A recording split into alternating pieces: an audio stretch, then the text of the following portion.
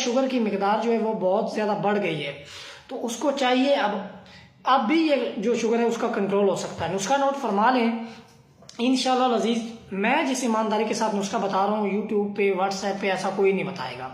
करना क्या है कि मगज़ जामन लेना है 2 तोले, और इसमें आपने अफ्यूम शामिल करना है 1 माशा।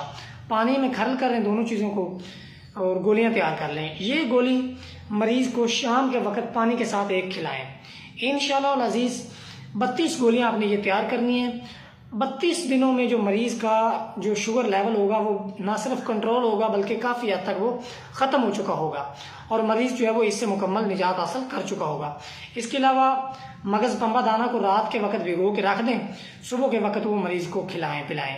और पपीता जितना हो सके मरीज़ को चाहिए कि वो इस्तेमाल करें, लेकिन मीठी जो खुराक है उससे वो परहेज़ करें, लेकिन फ्रूट से कभी